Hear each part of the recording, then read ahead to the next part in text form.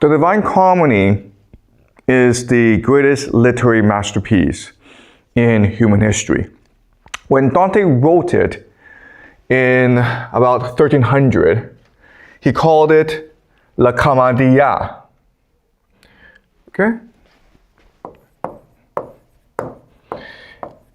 And the reason why is that at this time in history, epic poetry was considered high, okay, or tragic. And it was written usually in Latin.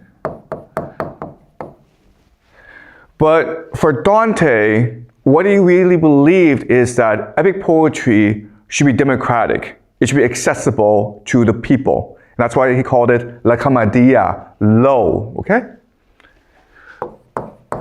Which meant comedy.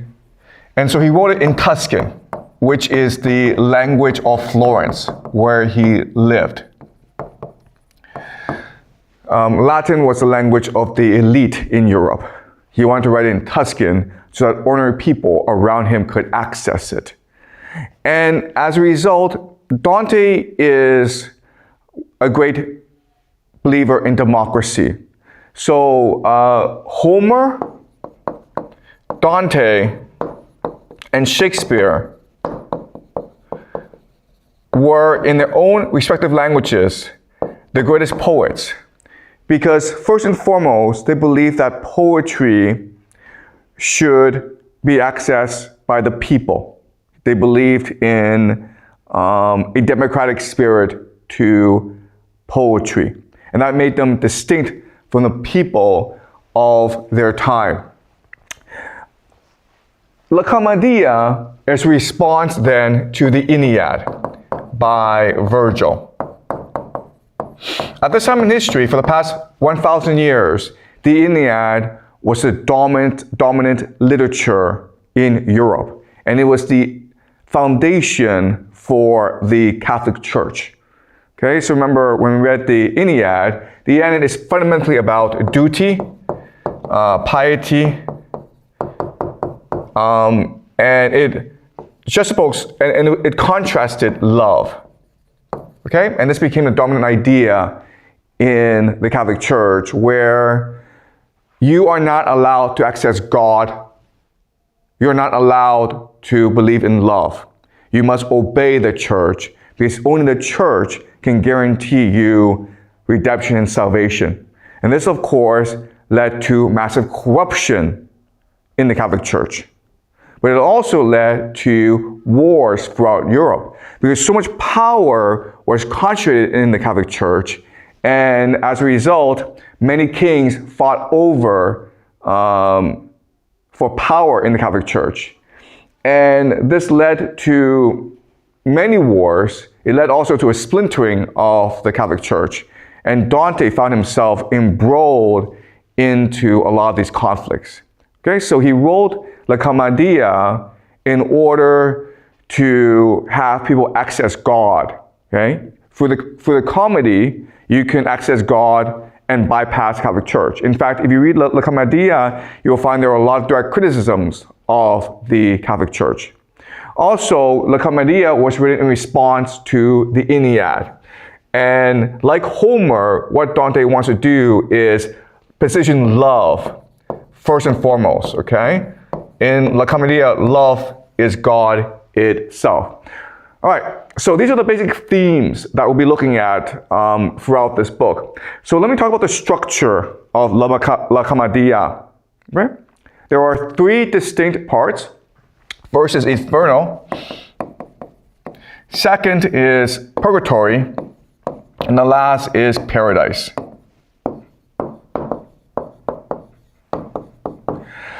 And what makes the La Commedia so powerful is Dante uses two major literary devices to construct his universe. The first is what we call structure. The second is paradox. All right? So imagine La Commedia as not just epic poetry, but as a very complex mathematical puzzle that you must unravel through time. Okay, so Inferno, the structure is an inverted triangle. And so what's going to happen is that Dante and Virgil are going to travel through Inferno, through hell, but it's almost like they're traveling underground. Okay, it's an inverted triangle. And then Purgatory becomes a pyramid or a mountain, where Dante and Virgil are going to travel up a mountain so that they can meet Beatrice at the very top. And why they will meet Beatrice at the very top is that Beatrice will take Dante to heaven, where he will meet God. And that is the very ending of the Divine Comedy, okay? La Commedia. And in Paradise, it is structured as a solar system. And here is something called the Imperium, where God is. And then Dante will travel with Beatrice into the Imperium. And it's structured like a solar system. Okay? So that's the very structure of the Divine Comedy. And as you can see, it's very mathematical. It's rigorous, it's mathematical. There's a symmetry to the La Commedia. It doesn't really exist anywhere else in poetry. But what makes the Divine Comedy so distinct and so powerful is the idea of paradox, or maybe dissonance. Cognitive dissonance. And so, all poetry is designed to be memorized. It's all designed to be read aloud. And there are subtlety and nuance in all poetry. And the reason why is, think of poetry as almost like a virus.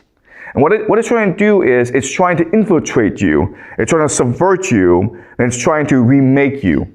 Okay?